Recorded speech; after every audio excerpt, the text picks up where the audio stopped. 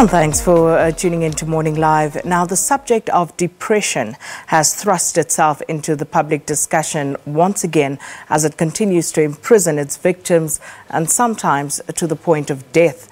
And this disorder has become known as the silent killer due to its ability to go unnoticed while bringing victims to a low, dark and sad state that is difficult to shrug off. Now, businessman Sipho Simelane says he is the face of what is not talked about disorder, and he's the author of a book called A Killer in My Head, a collection of his personal experiences that he documented in 2011 while he was still in a psychiatric hospital. Sipho is here to chat to us about that. Thanks for coming through. Good morning to you, Sakina. Sipho, you say, you're the face of this not much talked about disorder because it is something that people shy away from because of the stigma attached to it in the main. So why did you decide to take on this mantle? I decided to take on, this, task because it is one of those, difficult, painful, hard, misunderstood, silent killer in our nation, and not only in South Africa, but globally, and nobody talks about it. Why do you think we don't talk about it? Well, why do we shy away from discussing something that is so real, so painful, and claims so many lives? It is, shrouded in shame, in guilt, in just hiding it away. Whether it is, in church, nobody talks about it. At home, nobody talks about it. In the corporate world, when you look around, just this past few days, with what has happened, to one of our brothers, even in institutions of higher learning, you look at what happened in Discovery as well, so it is everywhere, but we just don't know how to handle it. So what should we be doing? Because we cannot carry on and pretend that there isn't a pandemic that is erupting here and something that we really need to pay close attention to. What should we be doing? How do we turn the tide? Okay.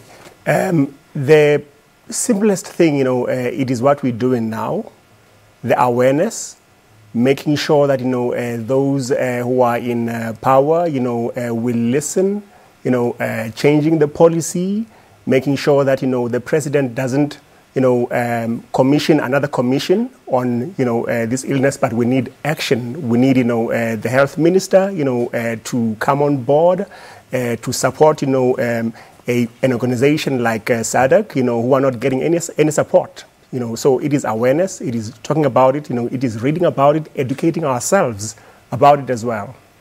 So people would look at you, successful businessman, and some would choose not to go into that dark space where you found yourself. And you say in 2011 you took the time to actually pen some of those moments as you were living through this pandemic in a psychiatric institution. Tell us a bit about that. Well, in my case, I woke up one day, I was happy, I was, successful. I had a product, because I've got a beverage company called Black Juice Beverages. I was listed and supplying Pick and Pay. My wife was a franchisee or owner-operator, of one of the beggar joints. So it is a sickness that, doesn't choose color, number one. It doesn't choose, whether you are educated or not. The youngest victim, recorded in South Africa is a 6-year-old who took, their own lives. My own father, 2 years after I tried to kill myself twice, and luckily enough, it wasn't my time to go. I survived, but 2 years later, my father then was successful in committing suicide. He hanged himself. So that is why, I have to be, that face. But my family, doesn't agree with me coming out. It is a shame, but I have to talk about it. And let's talk about that, because why would your family not want you to talk about this? I lost a daughter almost 3 years ago now. And one of the things she kept saying to me was, "Mommy, it's as if there's something that doesn't want me to be happy." Wow.